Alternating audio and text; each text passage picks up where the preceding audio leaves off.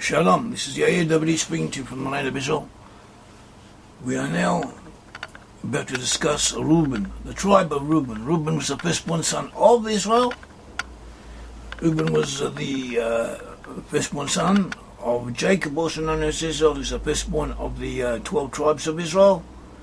And he should by rights have been the preeminent one, but usually in ancient times a right to be the leader, to have a greater portion of the inheritance goes to the son who was born first. Reuben was born first, but he lost what he should have had. He lost it because he went up to his father's bed. Reuben went up to the bed of his father, to the bed of Bilhah, the concubine of his father, and as a result of that he lost the right to be considered the firstborn. The firstborn was given to Joseph, but nevertheless Reuben retained a certain claim, a certain preeminence, a certain leadership position. He wasn't the final decider, but he was up there. He was in the forefront, one could say, of the family, of the Israelite tribes, and also we find historically descendants of Reuben were always usually preeminent. Sometimes they were leaders, sometimes they were in second place, third place, but they were usually important. They had a say, and they were there. They were amongst the leadership. We find Reuben, we trace Reuben to the French people. Reuben was part of the 10 tribes of Israel. The 10 tribes of Israel were taken into exile.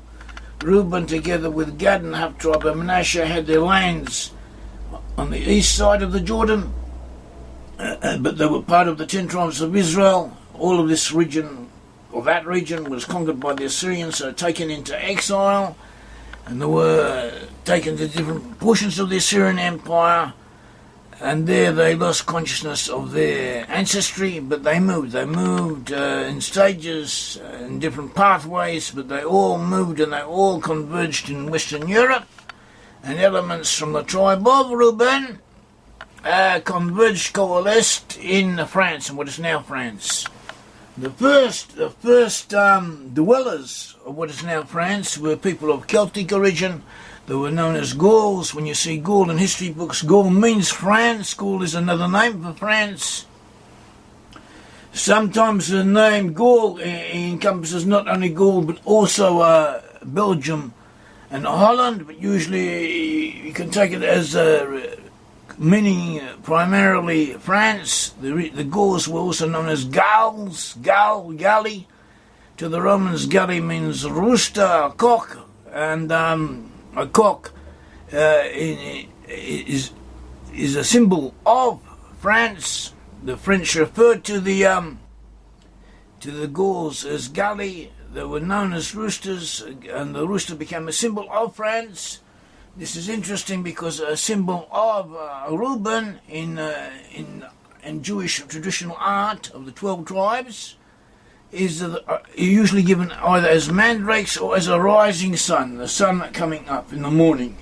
That is a symbol of Reuben in synagogue art. You have synagogues where Jews pray, and usually they don't have many decorations in the synagogues. They have the walls are fairly bare, but then they have a curtain before the ark where they keep the Torah scrolls, and sometimes on the walls up above they have different emblems, a menorah, things like that. And but also another thing that they do happen to have quite frequently are the symbols of the tribes. The symbols of the tribes are based on midrashim, or based on biblical passages. And one of the symbols given to Reuben is that of a rising sun. And so a rising sun is associated with the cock, the rooster, and each of the Israelite tribes had an animal symbol as well as an ordinary symbol. It had its own animal symbol, and apparently the cock, a rooster, may have been the symbol of Reuben. At all events, after the Gauls, there came the Franks from which we get the name France. Gaul was conquered by the Franks, and therefore we have the name France.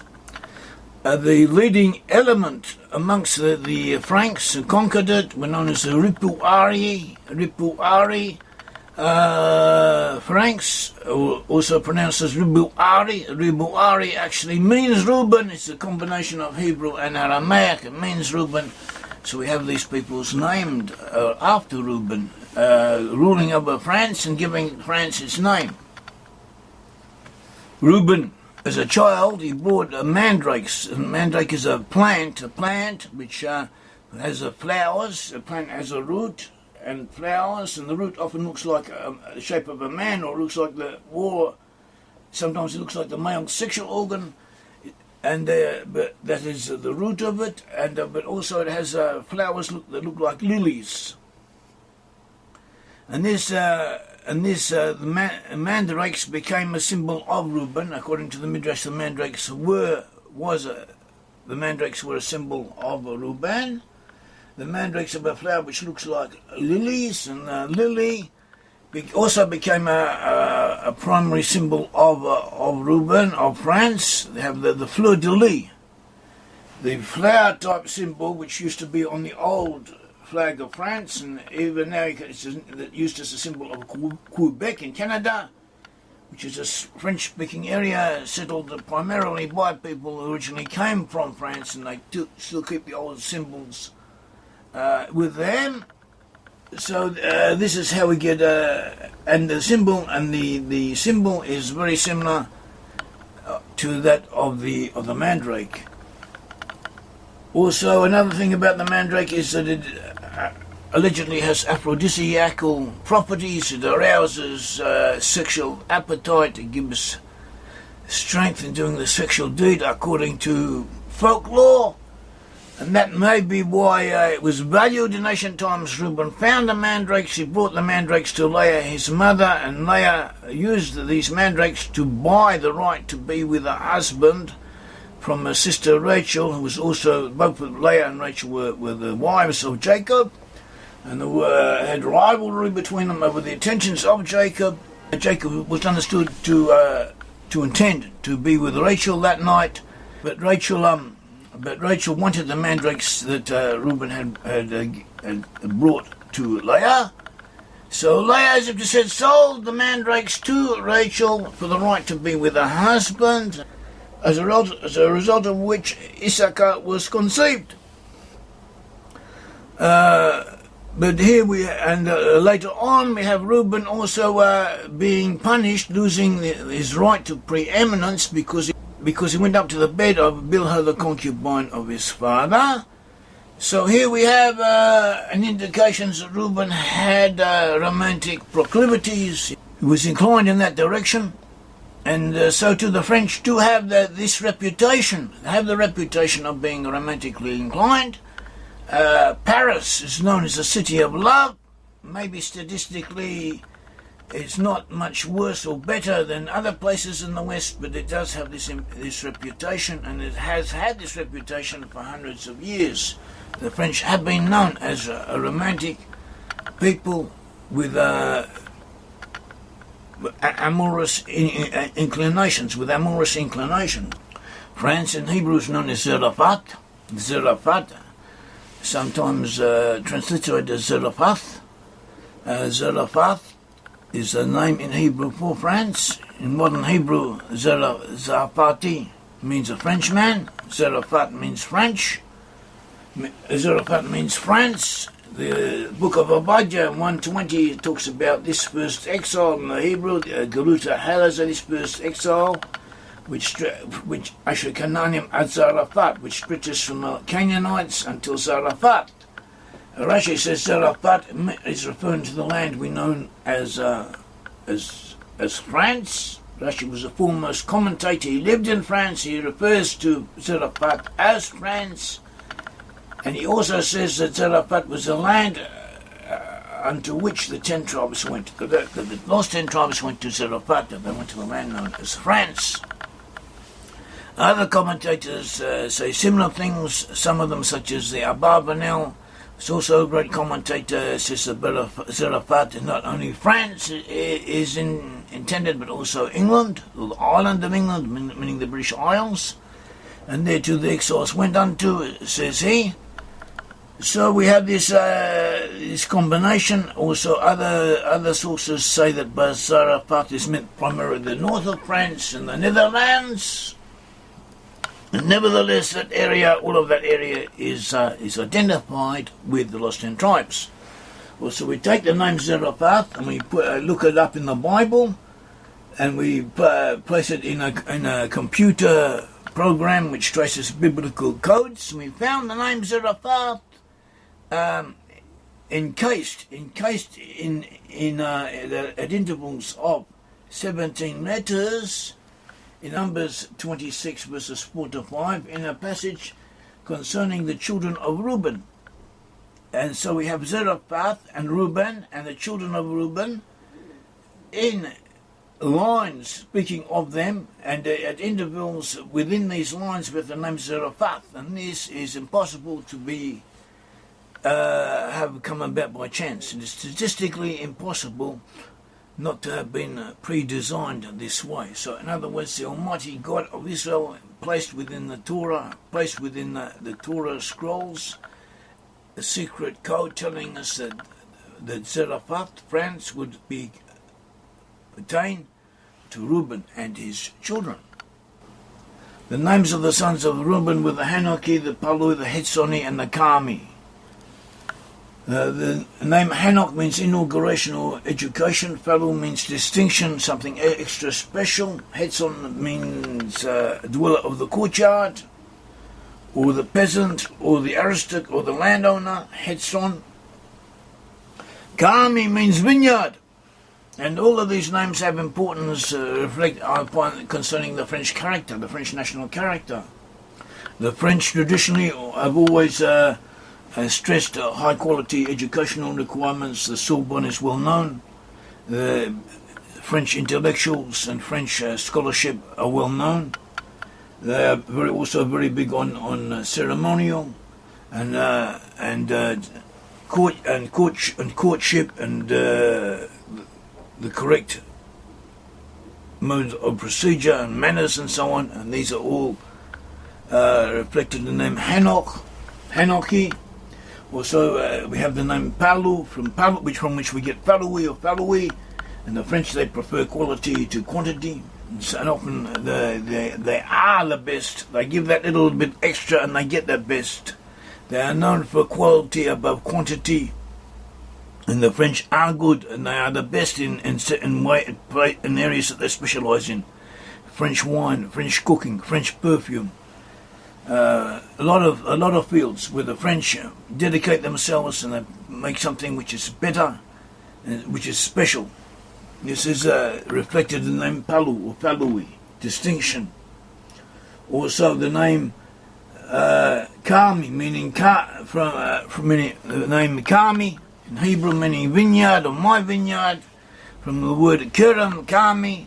And the French have wine that produce what is reputed to be the best wines in the world and the most expensive, as well as good cheap wines as well. And they drink wine, they drink a lot of wine, but they don't, not to excess. They know how to hold their wine, they make a culture out of wine. They drink bottles of wine with their meals, and they're healthy because of it. And this is part of what the French are. They are part of Carmi. Vineyard is part of what the French are.